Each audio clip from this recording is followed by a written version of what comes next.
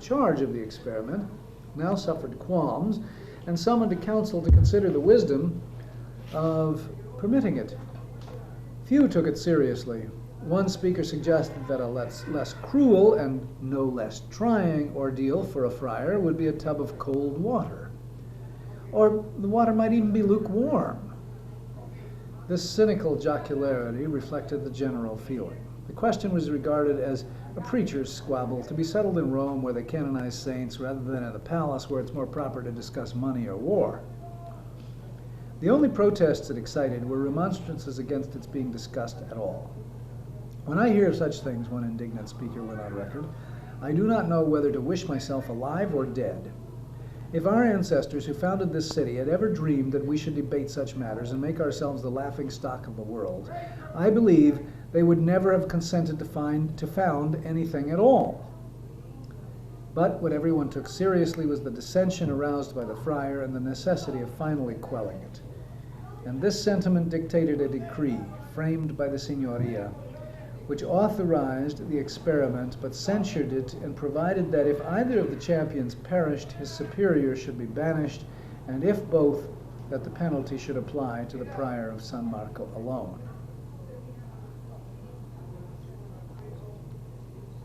Extraordinary precautions were taken on the morning of the ordeal, April 7th, for the protection of the city and the segregation of the spectators. The city gates were closed and guarded. The palace, the piazza, and all the issues to it were heavily policed. The spectators were searched for weapons as they struggled into the square, and women and children were excluded. But it was noticed that a corner had been allotted to the Compagnacci, and they were present to the number of several hundred men. It was a limpid April day, and long before dawn, the irregular oblong and the neighboring roofs were swarming with a crowd so dense that few could distinguish the pyre, except as a space about which the swallows wheeled in fickle and inquisitive flight, the only moving things in that cramped multitude. But it was a long-suffering Italian throng that waited for its lethal holiday, eating and chatting, drinking and patient. The ordeal was set for noon, and the crowd had been waiting 7 daylight hours when the first contenders arrived. The Franciscans straggled in unobtrusively, and their champion immediately slipped into the palace to make his final arrangements with the Signori. They were followed by the Dominicans in solemn procession bearing tapers and chanting the psalm, Exurgat Deus et dissipentur inimici eius. God will arise and scatter his enemies. This was the first satisfactory spectacle of the day. The Loggia dei Lanzi had been divided into 2 sections, with an altar in each, and Savonarola was seen to enter the Dominican pen, carrying the host, and after a brief prayer, turn and face those acres of men without women. Near him, a little red blur, moving impatiently to and fro, was identified as Fra Domenico in a scarlet chasuble. The long wait, the anticipation of hours and of years was over, and a great silence settled over the crowd. But nothing happened. Noon struck with a prolonged clang from all the bells in the city and died away, and the palace remained closed. Neither the Signori nor the Franciscan champion appeared. For an hour, for 2 hours, the inexplicable delay continued. The Dominicans reflected the restlessness of the crowd and sent one of their number into the palace. When he returned, there was a confabulation with the Franciscans, and the crowd watched a dispute which they could only follow as a dumb show, but the sense of which, as it was transmitted to them, was that the Franciscans objected to the red chasuble of Fra Domenico. After some time, Fra Domenico divested himself of it. There was a pause, the discussion was renewed, and the Dominican champion withdrew into the palace, whence he presently emerged wearing another robe. But he emerged alone. The Franciscan remained invisible. The multitude soon became restive. Derisive cries and whistles broke out, multiplying rapidly. The Compagnacci pressed forward, and suddenly the piazza was in an uproar. The crowd surged toward the loggia, but the government troops drove it back, and gradually the tumult subsided. Then the wait began again. The April sky darkened and began to shower, but the multitude held its ground grimly through the sharp downpour, and the rain passed as rapidly as it started. A stifling humidity rose from the pavement where the crowd was milling in puddles and dung, and as the interminable, enervating hours dragged on, a long murmur swelled and subsided and swelled, traveling back and forth in aimless and sullen gusts. Here and there some began to groan and others to mimic the chaffer in the loggia. Fra Domenico was clutching his crucifix and bargaining for it with the Franciscans, to whom he surrendered it eventually, but only to exchange it for the host, which he accepted from his master. Then the discussion flared up and grew audible enough to attract attention. Heated and long was the debate which ensued on the perplexing question whether or not the immaterial substance of the sacrament could burn with the vessel which contained it. Sacrilege was charged on all sides. Savonarola cited canonical authority, and his adversaries, finding him at last inclined to resist, redoubled their arguments. The debate spread to the crowd, but on the more inflammable subject of who began it. At strategic points, voices rose, jeering the Dominicans with their prophet. Evening was approaching, and the multitudinous discussion was still in progress when the doors of the palace opened and the signori sent out orders to countermand the ordeal.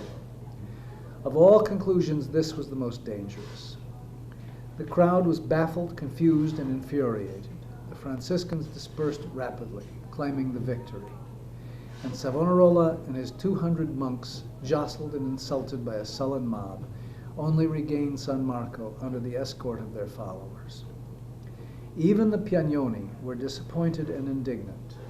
Many complained that the friar should himself have entered the fire, and his own monks, keyed up to an intense pitch of expectation and suddenly let down by this lame and impotent solution, were a prey now to disaffection and doubt.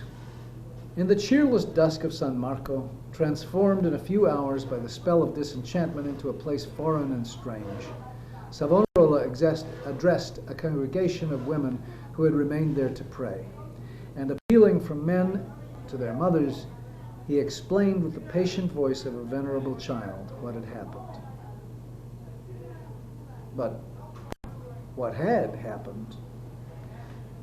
Several years later, Dolfo Spini, the leader of the Compagnacci, discussing the issue of that day in the shop of Sandro Botticelli, where a little academy of idle hands foregathered, boasted of the complete success of their scheme. It had never been their intention, he said, to send the friar of San Francesco into the fire, and they had so assured him. All they required was that he should make a play and prolong the affair until they could accomplish their purpose, which was to suppress the cause of the friar and remove him from Florence. Their efforts to start a riot had been abortive, but the failure was more to their purpose than an outbreak would have been. The unsatisfied violence of the mob, with nothing accomplished, made everything possible. A storm was brewing, and on the morrow it broke. The next day was Palm Sunday. A Dominican was announced to preach in the Duomo, but at the door he was turned back by the Compagnacci, who entered the church, dismissed the congregation, and started on the run for San Marco. Through the calm Sabbath streets, a familiar sound sent the prudents scurrying to cover, a sound which reminded them of that bloodless Sunday which marked the expulsion of the Medici. An echo now more ominous, for it was the regular rhythm of Florentine annals, the muffled sound of a dogged double-time mustering in a steady trot to the slaughter. It swept by, and when it had passed, cautious faces appeared at the windows, and through the hush that settled again drifted the distant din of San Marco. In the wake of that sound, the curious inspected its first victims, a student who was breathing his life out over a book of psalms, and an aged oculist groping in the gutter for a place to die. In San Marco, vespers were over when a hail of stones flew through the doors, scattering the lingering worshippers with convulsive cries. In a moment, the church emptied, and when the monks had bolted the gates, there remained only some 30 citizens to defend them. But they were among the hardiest partisans of San Marco, and the monks themselves were by no means emasculated by monastic life. At the suggestion of Fra Silvestro, several had already prepared for such an emergency by laying in an arsenal: a dozen cuirasses, 4 or 5 crossbows, 18 old halberds, and a barrel of powder and shot. Of these provisions, Savonarola was ignorant, and when he arrived on the scene and found them being distributed, he protested, but without avail. His flock flew through the cloisters, crying, "Viva Cristo!" The flame had come to San Marco, and they were fired. In vain he repeated that Christ laid down his life without resistance, in vain until unheeded he heard himself. Then, seizing a crucifix, "This storm is for me, let me go," he cried, and made for the door. But his friends flung themselves on him and checked him. His friends? His hour was striking and the moment was passing, the reckless moment in which he had mastered himself, the supreme moment in which he despised life at last, finding it heroic and easy. But his friends would not have it. He had regained his authority, however, and forcing them to lay down their arms, he led them in procession through the convent, chanting his spirit once more into its walls.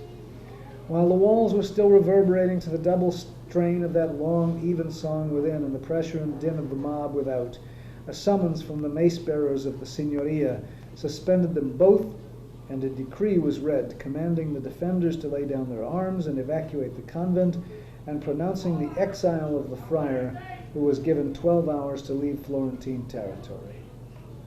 A hurried consultation was held. The decree was regarded as a ruse of the mob, and it was resolved to ignore it. Several of his partisans slipped out to fetch help, and the convent bell tolled the alarm.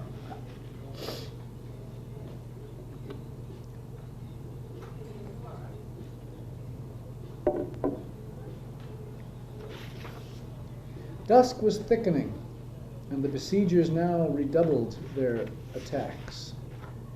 Fire was laid to the doors, and the rioters, scaling the rear walls of the cloister, penetrated to the infirmary which they sacked, pushed through the sacristy, and forced the door into the choir. The monks, startled out of grace, rose in a cloud, and seizing tapers and crucifixes, fought like infuriated bats, and with such effect that they routed their assailants, hounded them through the cloister, and running to the roof, continued to pursue them with tiles. The assault subsided, and the defenders returned to the choir to make a hasty meal in the lull, and to nurse and confess the wounded and dying. One of these expired, still dancing in spirit and singing, "Ecce quam bonum et jocundum habitare fratres in unum." And indeed, confidence reigned. The great bell continued to toll, and when a second summons to surrender came from the Signoria, it was rejected. By now it was night. The doors were burning. A dense, acrid smoke swept through the church, curling about the columns, swelling into a glowing canopy of billowing clouds, and inflating the vault. And in that sulphurous murk, the ghostly flock rallied for a final stand. The windows were smashed, and light traveled over the scene, a lurid light of dancing flames, darkness made visible to confound them. A young monk of German extraction and archangelic vigor leapt into the pulpit as the attack revived, and resting his crossbow on the lectern, lectured the night with lead. Among the dull thud of bullets, the guttural shouts of the German, the hoarse murmur of prayers, the vague silhouettes moving like specters in a mustering pandemonium, Savonarola was unheard. Finally, he rallied the few who would listen and led them to the Greek library. There he took leave of them.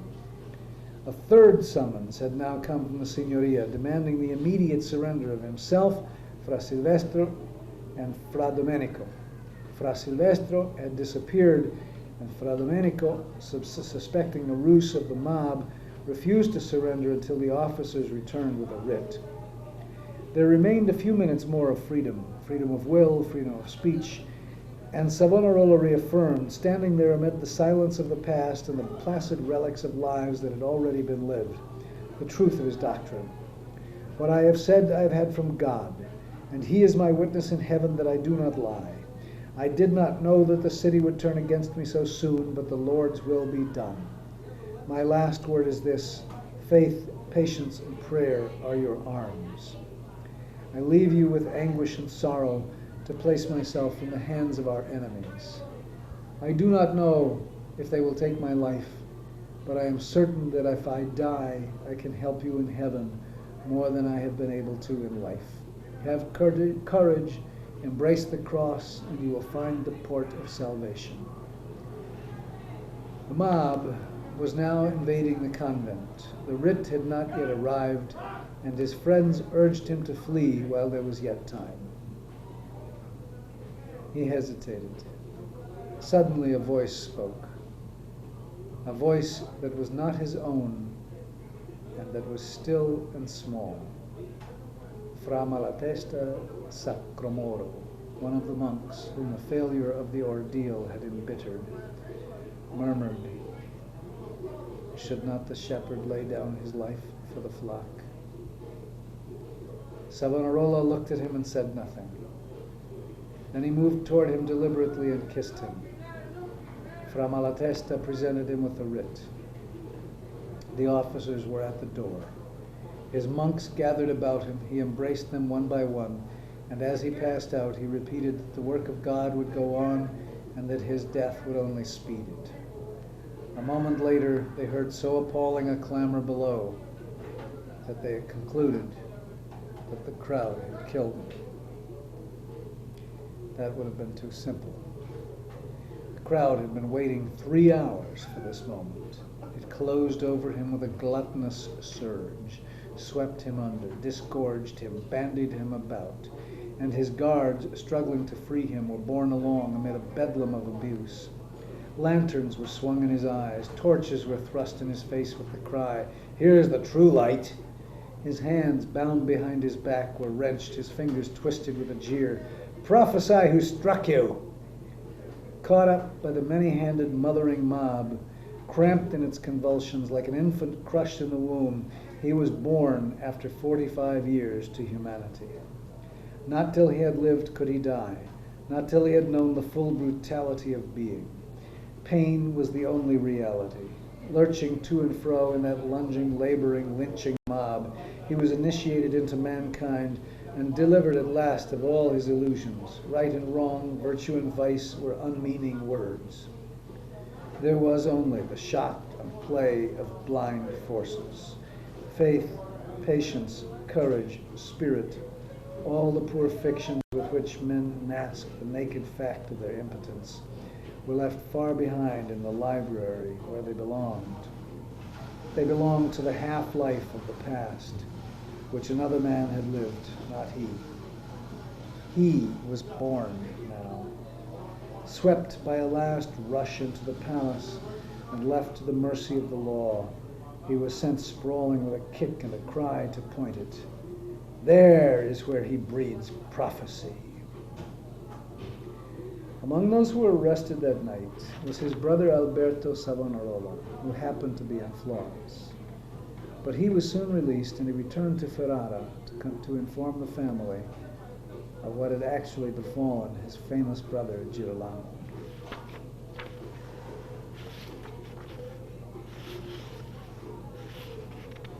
Okay, we're going to finish this. We'll finish Savonarola.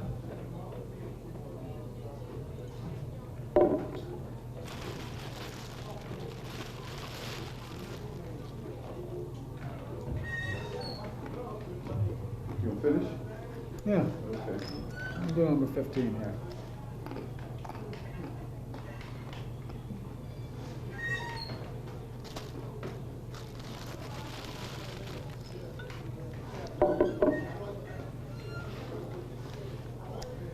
The arrest of the friar brought a vast relief to the Vatican.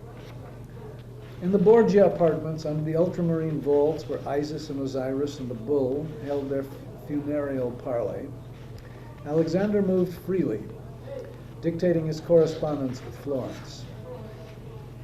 First, a brief congratulating the Franciscans then a second, which reiterated his satisfaction, then his benediction to the Signory, with a promise to reconsider their appeal for a 10% tax on ecclesiastical property, then his consent, after an audience with the Florentine ambassador, to the civil trial in Florence, stipulating, however, that 2 clerical authorities should sit with the magistrates, and that, at its conclusion, the accused should be surrendered to his own representatives, either to be brought to Rome or to stand their ecclesiastical trial in Florence, and finally, a plenary indulgence for the octave of Easter. Isis and Osiris and the bull pursued overhead their funereal parley. Meanwhile, in Florence, preparations were rapidly improvised for the trial. The leading Piagnoni were arrested and questioned on the activities of the friar. San Marco was searched for incriminating matter, and in the course of this search, Fra Silvestro was unearthed and promptly surrendered to the authorities. The government made some necessary adjustments in its machinery. In normal procedure, the trial should have been conducted by the 8, the Department of Criminal and Political Justice, which was still dominated by the Piagnoni. They were about to go out of office, however, and the Signori proceeded to a premature election of their successors. Then, more cautious counsels prevailed, and an extraordinary commission of 18 examiners was appointed to draw up the indictment and obtain evidence. And to this picked jury, the trial was entrusted. Now that the machinery had been prepared, it was discovered that everything had been provided but the impeachment. On what grounds was the friar to be tried? It was essential to give a legal color to what in fact was a political prosecution, and it was impossible on the face of it to convict him of a statutory offense. His real offense was his influence, and in their determination to destroy it, the jury resorted to charges which made the case a trial of character. They began by concentrating on his weak point, his prophetic claims. If he could be proved an impostor on one point, it would follow by inference that he was a charlatan on every other. So at least the legal mind worked. Savonarola was brought from his cell and put to the torture. He succumbed immediately. All his life he had wandered among facts like a phantom, with only a dim memory and a dimmer premonition of pain to guide or to lure him toward reality. But he felt it now in the clutch of the rack. Babbling deliriously, he complied to all the questions with which he was plied, but too incoherently to please his examiners. Something was still unbroken, and he no sooner recovered than he repudiated his testimony and reaffirmed the truth of his doctrine. He was then permitted to write his own statement, but it proved so unworkable that it was withdrawn and subsequently destroyed. The examiners were in a dilemma. One of their number had already resigned, indignantly declaring that he would not be a party to this murder, and they were unwilling to risk a palpable forgery. But this was a routine difficulty. A notary offered his services and guaranteed to manipulate whatever evidence the friar might offer at the trial with a minimum of falsification and a maximum of effect. His fee was considered exorbitant, 400 ducats, but it was made contingent on his success. The trial lasted 10 days and took place behind closed doors. There were 14 applications of torture, and between the twists of the rack and the pen, a full confession was finally extorted. Nervous, impressionable, undermined by years of strain and anxiety, the victim was without physical resistance. The torturer declared that he'd never known anyone on whom the rack took effect so quickly. With every wrench, his conviction snapped, and when he was released, he was broken. Deadlier than the rack, the relentless common sense of his questioners confused him. What if they were right? His prophetic claims were his nemesis. He was vulnerable. He could not be sure. What if they were right? Deliberate imposture he denied, but self-deception? He remembered his first hallucinations, the occult solicitations of Fra Silvestro, his self-searchings, his reliance on natural reason, the electrical response to his prophecies, the coming of King Charles, and Let this question settle itself, he protested at last. If it comes from God, you will have manifest signs. If it comes from man, it will crumble. Whether I'm a prophet or not is no matter of state, and no man has a right to judge or condemn another on his intentions. His intentions. They had been honest. If the means were meretricious, no one could impugn his purpose. Was it right that for one flaw the whole fabric of his faith should unravel? That one drop of adulteration should cloud his clear truth? For that was what was happening. When the examiners had established his impostures as a prophet, they attacked his purpose. As for my intention and the purpose for which I was working, he testified, I replied that it was glory and to have reputation and credit. And for this purpose I sought to maintain myself in good esteem in the city of Florence, which seemed to me an apt instrument to increase this glory and gain credit abroad as well, particularly when I saw that I was believed.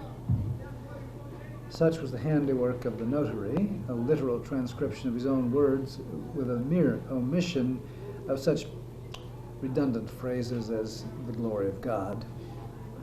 And to further this purpose I preached things which would convince Christians of the abominations that were practiced in Rome. And if the council which I expected had been summoned, I hoped to depose many prelates and also the Pope, and I would have tried to be present to preach there and to do such things as would have brought me glory. Asked if he aspired to the papal throne, I did not think much of becoming cardinal or pope, he said, because if I had conducted this work without being pope, it would have been the first man, I would have been the first man in the world in reputation and in authority, and if I had been made pope, I would not have refused, though it seemed to me a greater thing to be the head of this work than to be pope. For a man without virtue can be pope, but a task of this sort requires a man of excellent virtue. The notary now began to overreach himself, interpolating whatever the text seemed to call for, in such phrases as, this was my pride, this was my hypocrisy, this I did for the glory of the world. But the corruption worked its results, even on the friar. When he was confronted with his testimony, he saw an image of himself which, with all its distortion, could not be wholly denied. Had he really been disinterested? Heavenly ambition was still ambition. Pride of character was the most insidious form of pride. And all glory was vain glory. Was the presumption of prophecy worse than that of self-righteousness? His pride of irreproachability, would he have valued it so highly had he been quite selfless? Could he be sure of the purity of his purpose? Everything hung together, and with one little rift, his whole confidence raveled. His spirit, like his flesh, succumbed to mortality. And when the examination was over, he was heard in his cell bitterly lamenting, "Oh Lord, Lord, you have taken the spirit of prophecy from me." After 10 days of interrogation and torture, nothing more damaging than an admission of humanity and delusion had been wrested from him, and the signoria was unsatisfied. "We have to deal," they wrote to the Pope, who complained of their slowness, "with a man long-suffering in body and sagacious in mind, who steels his spirit against torture and envelops the truth in numberless obscurities, and who seems to be determined either to acquire by simulated sanctity an everlasting name with posterity, or to endure imprisonment and death. By long and assiduous questioning for many days and by force, we have barely been able to extort from him something which we will not yet reveal, waiting until the more recondite integuments of his soul begin to open. In spite of them, in spite of himself, his innocence transpired, and with it their true impeachment. They were determined, as they stripped away its last integuments, to force his soul, to probe its secret, to pluck out the heart of a mystery that resisted and exasperated them, the elusive mystery of that moral passion which sustained him and which challenged their humanity. The moralist was on trial. For years, the resentment of his pretensions had been gathering to a head, and it rose at last in a grim determination to break his spirit, to humble his pride, to unmask his motives, to reduce him to the normal mediocrity of mankind. The passion of the mob had progressed to the palace, and the vindictiveness of that mock trial was inspired by an animal antipathy, a profound temperamental antagonism, which gave it a kind of crude justice. The Renaissance was trying the Middle Ages. Baffled by his faith and unable to force his soul, his judges mangled his flesh and distorted his meaning, persecuting they knew not what, but something that was a fundamental challenge to themselves. Though the confession was unsatisfactory, it served its purpose. In the presence of 8 witnesses, among whom were several of the monks of San Marco, Savonarola signed it without protest. "My doctrine is known to you," he said to the witnesses, "and known to all. I ask of you only 2 things, that you watch over the novices and keep them true to that Christian doctrine in which we have so far maintained them. Pray for me to the Lord, whose spirit of prophecy has forsaken me for the moment." Fra Malatesta Sacramoro, with his grim conscientiousness, insisted on knowing whether the confession he had just signed was true or false. His master looked at him in silence, but this time he did not kiss him. He turned abruptly and left the hall. Why protest? What did it matter? Personally, he had ceased to exist. When the confession was published, however, it created consternation among his followers. "My heart was pained to see such an edifice crumble," wrote one of them, and the sentiment found a wide echo. The monks of San Marco repudiated him and begged the government not to send him back to the convent. They also wrote a letter of repentant submission to the Pope. "Not only we, but men of much greater intelligence," they humbly explained, "were deceived by the astuteness of Fra Girolamo. The penetration of his doctrine, the rectitude of his life, the sanctity of his habits, his simulated devotion, the benefit he obtained by ridding the city of usury, bad customs, and vice of every kind, and the many events which, surpassing all human effort and imagination, confirmed his prophecies, were such that if he had not retracted and said that his word did not come from God, we could never have denied him our faith. No one distinguished between his principles and his prophecies, and though his work spoke so loudly that even in repudiating him they recognized it, no one drew the obvious conclusion. Even his defenders contested the confession only on the grounds of its palpable fabrication. This they did, however, with such vigor and pertinacity that the government promptly recalled and revised it, and the notary was docked of his pay. In an effort to bolster up the confession, a second trial was begun, but it was abandoned after 3 days. Then the process was applied to his accomplices. They were shown the rack and his confession. Fra Silvestro was quickly convinced, but Fra Domenico, traveling among the ropes and wheels of the torture, bore them with the unfaltering fortitude of a porter of faith. Incapable of doubt, he was incapable of the final torments which were now besetting his master. An interval of 3 weeks ensued while the prosecution rested, awaiting the arrival of the apostolic commissioners from Rome. The daily baiting had ceased, and now the anguish of the mind set in, swelling more sorely than the warped joints which Savonarola, with the aid of his jailer, nursed in his cell. His right arm was whole, and he wrote incessantly, straining to rebuild his faith. The whole fabric of his inner life had foundered. An immense disheartenment, a flooding inrush of fears and doubts overwhelmed him. The infirmity of his flesh, the disfigurement of his character, the desertion of his flock, left him without faith in himself. He groped feebly for faith in God. Had he ever possessed it? Was that also a delusion? And the last abyss opened before him. God is unfathomable, and every man fashions him in his own image. Was God only another name for himself?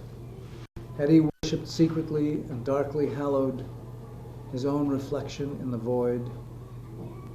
Was his faith anything more than his glorified fear of life? Then he had been rightly broken, the victim of his own vainglory, Sinner that I am, where shall I turn now? To the Lord, whose mercy is infinite? No one can glory in himself. All the saints say, not of us, but of the Lord is the glory. They were not saved by their merit nor by their work, but that by the goodness and grace of God, that no one may glory in himself. Now, only now that he was annihilated could he know God. But how could he know him without faith? The pen ran on, asserting. He repeated all his formulas in a long flux of moral delirium, flowing interminably in dazed volubility and filling the last leaves of the paper with his agony. Have you faith? Yes, I have it. Good. This is a great grace of God, for faith comes of his gift, not of your works, that no one may glory in them. But under all his assertion ran a constant, implacable counterpoint. The demon of melancholy plied him with doubts. Everything happens by chance, and nothing exists but what we see with our eyes. Our spirit will vanish in smoke. Who has returned after death to confirm one thing of all that are told us will befall the soul after death? Fables, old wives' tales. He was doomed. Do you not see that you call on heaven and earth and no one helps you? Do you not see that your only refuge is death? And the feverish prompting wooed him to the only solution. Follow my counsel. Heaven denies you. Earth will have none of you. It is better to die. Choose death, and if no man will give it, take it with your own hands. And he followed, and suddenly paused. On the brink of extinction, he peered for his reflection in the void. He was alone in the last solitude, and the silence of those infinite spaces appalled him. Would the after heirs know his identity, or was there nothing? He recoiled. He roused himself. How long will you be a weakling? How long before you learn how to fight? You have been so often in battle and are half now in the shadow of death, and you have not learned yet how to fight. Take courage, coward! He struggled for faith, but faith was a gift of grace, and the old insane round began. Neither reason nor will nor works could obtain it, and he had only his need and his nothingness. But those sufficed. Benighted, with the instinctive movement of humanity in the dark, he found his faith in his need of it. If armies are arrayed against me, my heart will know no more fear, because you are my refuge and will lead me to my goal. And he broke off, for at that point the paper was taken from him, and he was called to his third trial. The ecclesiastical examination repeated the charges and methods of the civil, and with renewed fortitude, he made an effort to retrieve himself. In questioning him on the council, an attempt was made to implicate his protector, Cardinal Carafa, but he steadfastly denied having conspired with him or any other supporter in Rome. When he was stripped for the torture, he became hysterical. "Hear me!" he cried, grappling with temptation. "God, you have caught me! I confess I denied Christ for fear of the torture. I told lies. Signori Fiorentini, be my witnesses. I denied for fear of the torture. If I must suffer, I want to suffer for the truth. What I have said, I have had from God. God, you are punishing me for denying for fear of the torture. I deserve it." And pointing to his broken arm, he repeated over and over, "I denied God for fear of the torture." The pulleys revolved, the long gaunt body was hoisted like a sheep, and he was asked why he had said this. The head sagged, the delirious eyes eluded them. At last he stammered, "To seem good." Like a carcass being weighed, he slowly spun. "Do not hurt me. I will tell you the truth. Truly, truly." Presently the examiners asked why he had contradicted himself. "Because I am a fool." Then he was let down. "When I see these torments," he confessed, "I am lost. When I am in a room with a few peaceful people, I speak better. The court now returned to its original question, and he admitted having sounded the Cardinal of Naples in respect to the council, though he insisted that he had received only a vague reply. Then, under pressing questioning, he conceded that Naples was the leader and was to have brought in the other cardinals. And menaced once more with the rope, he broke down and cried in an excruciating spasm, "Naples, Naples, with him and with others I have practiced." But it was lost labor. On the following day, he recanted again. The Apostolic Commissioner, realizing at last the futility of such testimony and having ascertained nothing, wrote to the Pope that the crimes he had unearthed were so enormous that it does not seem right to reveal them at present, and proceeded to pronounce sentence. It was communicated to the accused that night and was to take effect in the morning. Fra Silvestro, on learning it, became hysterical and declared that he would protest his innocence to the people. He repudiated the prophet whose presumption and fallacies he had suspected long before the rack proved them, but his retraction only won him a place on the left hand of his master. As for Fra Domenico, the Apostolic Commissioner, finding no fraud and much courage in him, had been inclined to spare him, but he was reminded that such qualities would only perpetuate the influence of the master, and he signed the warrant with the remark, "Mischievous friar, more or less, matters little." Fra Domenico, on learning that the sentence was hanging and burning, also made a demonstration and begged for full measure, burning alive. Savonarola received the sentence impassively, asking merely that he might speak with his disciples whom he had not seen since the night of their arrest. Late that night, in the spacious obscurity of the vacant hall of the Grand Council, the three met without privacy. Turning to Fra Domenico with a new authority, Savonarola said, "I know that you have asked to be burned alive, but that is not right. Do we know our own strength? Do we know how we will meet the death to which we are doomed? That depends not on us, but on the grace with which the Lord will allow us." Then, with the same chastened calm, he turned to Fra Silvestro. "As for you, I know that you wish to defend your innocence before the people. I command you to abandon such a thought and to follow the example of Jesus Christ, who not even on the cross would speak of his innocence." Standing between his two disciples, he looked from one to the other, from all that he might to all that he hoped to be, with unfathomable reserve, and so he left them. In his cell, a confessor was waiting, and his full confession was the sleep that followed. Laying his head in his lap, he fell into a light slumber in which, as in a mute rehearsal of the morrow, nature seemed to measure and mold him for the earth. And in his transparent tomb, he smiled. And then was the tomb itself but a womb? He slipped beyond the ken of his confessor, and the restless sleeper peered perhaps into the void where, in perpetual motion and mutation and travail, worlds upon worlds jarred and stunned.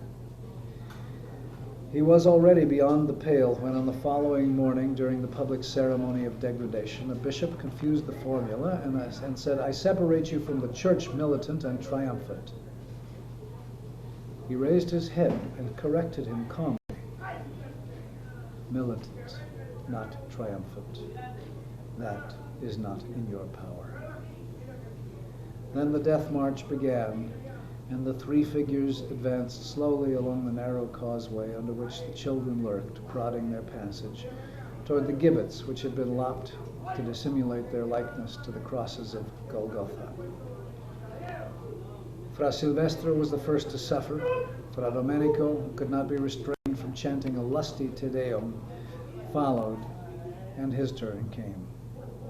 As he ascended the ladder, a voice cried, "Now's the time, prophet, for a miracle!" He stepped off, the void clutched him, the vital nerve yearned, and the multitude which had watched the ordeal of so many vanities followed voluptuously his convulsive abdominal dance in midair. By 10 o'clock, all was over. The slack thing swung in the breeze, and the flame crept up and loosened its bonds. The boys stoned it, and the crowd dispersed slowly. When the embers, soaked in a slow deglutition of blood and viscera, cooled, the faithful gathered and grubbed in the cinders in silence, and the women, rising suddenly, spirited away the heart, which was found whole.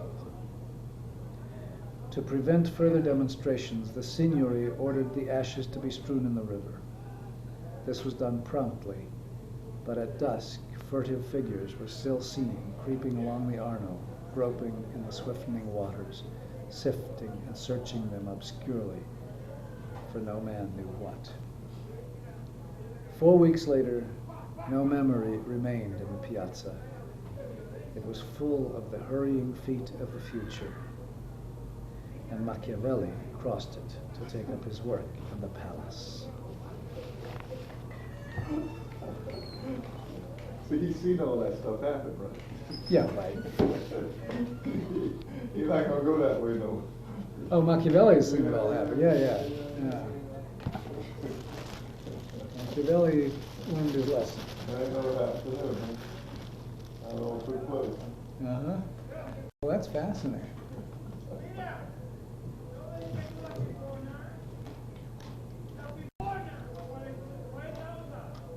Nothing has changed, huh? No, not very much. Too much to lose, too much to gain. Yeah.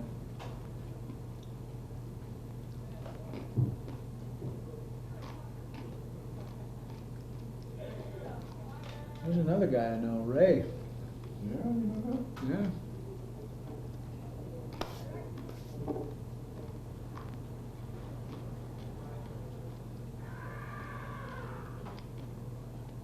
Crazy Jose. Like comets, you know? Yeah. Flying over. Never know where they are, never know when they all of a sudden they show up, boom. Sit around for a little bit and on again. Yeah. Wow.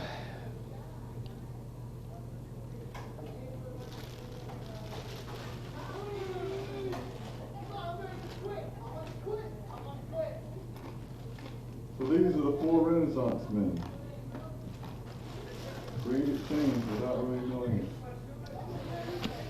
It still is in motion.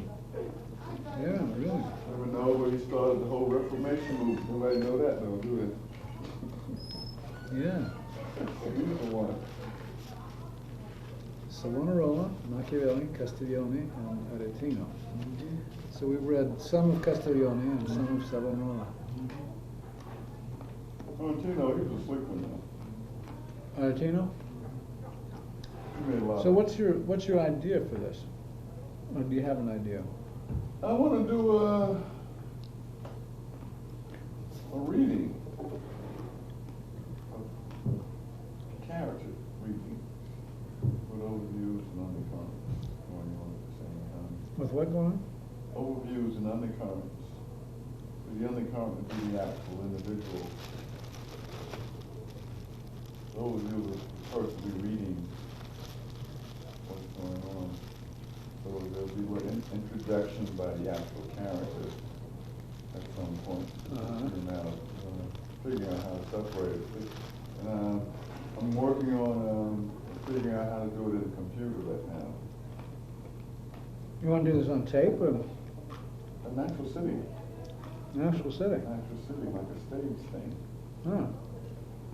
People just, sitting in these elaborate chairs, having this thing going on, this reading going on. But at the same time, the people who's reading it, the actual participants, and as the characters. So what I have to do at this point now is to scan all the text into the computer and give it codes and and have the computer read it. In the different languages, not different, well, the different tones. Mm. So there'd be this master tone and there'd be other tones. It could be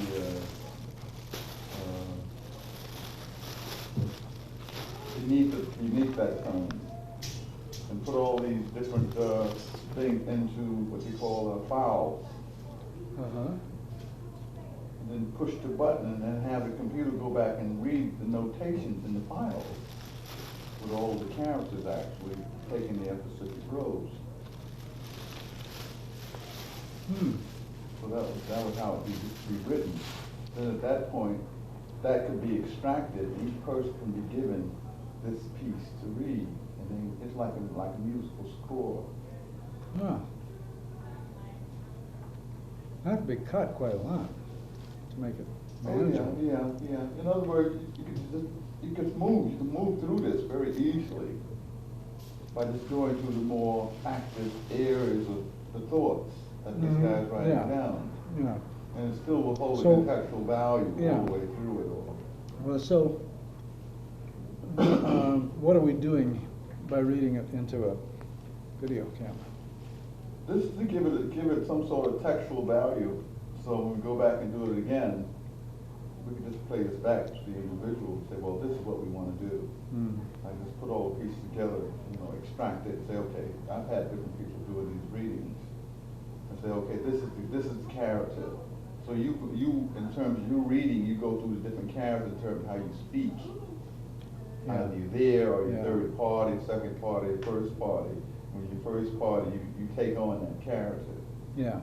And that will be actually be in the computer, those different characters selected there. So that I can actually listen to this without reading it.